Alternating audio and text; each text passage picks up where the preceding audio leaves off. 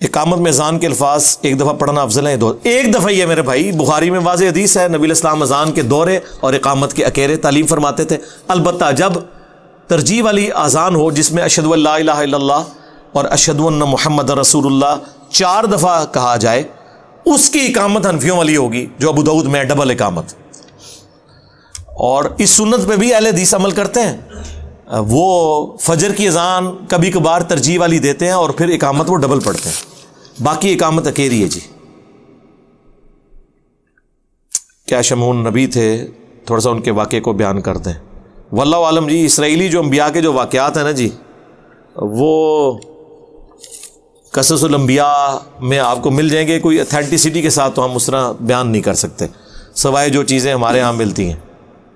کیا نبی علیہ السلام پیدائشی ختنہ ہوا تھا؟ واللہ عالم جی، ہمارے علم میں نہیں ہے، سنا تو ہم نے بھی یہی ہے، کہیں پڑھا نہیں ہے۔ تو یہ کوئی ایسی بات نہیں ہے جس کے اوپر کوئی مصیبت کھڑی کر لے۔ صحیح بخاری میں ہے کہ 80 سال کی عمر میں حضرت ابراہیم خلیل اللہ نے اپنے ختنے خود کیے تھے تیشے کے ساتھ،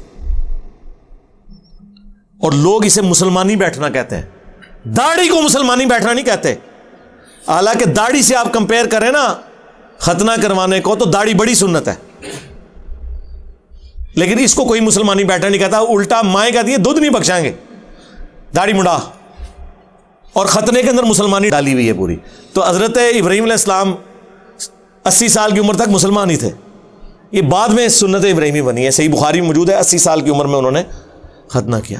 فطرت میں سے ہے، کرنا چاہیے، بخاری مسلم کی حدیث ہے، 5 چیزیں فطرت میں سے ہیں: ناخن کاٹنا، ختنہ کرنا، مونچھیں پس کرنا، بغلوں کے بال ختم کرنا، اور زیر ناف بال۔ اور مسلم شریف میں 10 چیزیں فطرت سے ہیں، ان میں ایک داڑھی بڑھانا بھی ہے، اور داڑھی کا تو اس حوالے سے حکم میں کہتا ہوں قرآن میں وَلَآمُرَنَّهُمْ فَلَيُغَيِّرُنَّ خَلْقَ اللَّهِ، سورۃ النساء آیت نمبر 119۔ شیطان نے کہا تھا میں ابھاروں گا تیری مخلوق کو، تیری تخلیق کو بدلیں گے۔ مرد کو اللہ نے داڑھی دی ہے، عورت کو نہیں دی۔ جو مرد داڑھی منڈاتا ہے وہ تخلیق کو بدلتا ہے۔ البتہ اتنی داڑھی رکھنا جسے عرف عام میں داڑھی کہا جائے، چاہے چھوٹی سی ہو، وہ پھر بندہ حرام کی کیٹیگری سے نکل جائے گا۔ ہاں مٹھی رکھے سنت ہے، افضل ہے، ہم تو نہیں مٹھی کے بعد بھی نہیں کاٹتے، کئی بال ابھی بھی لمبے ہیں، لیکن اگر کوئی اتنی داڑھی رکھتا ہے کہ چہرے کی کھال چھپ جائے تو وہ حرمت والی کیٹیگری سے باہر نکل جائے گا۔ ٹھیک ہے، اس میں میرا موقف غلام سو سعیدی صاحب کے ساتھ ہے، اور ان سے بھی پہلے مولانا مودودی رحمہ اللہ نے پہلی دفعہ یہ جرت کی تھی یہ بات کرنے کی۔ باقی یہ جو اعلیٰ حضرت کا فتویٰ ہے کہ جی مٹھی سے اتنی سی بھی کم ہو گئی تو وہ ملعن ہے اور فاسق ہے، یہ سب کہانی ہے۔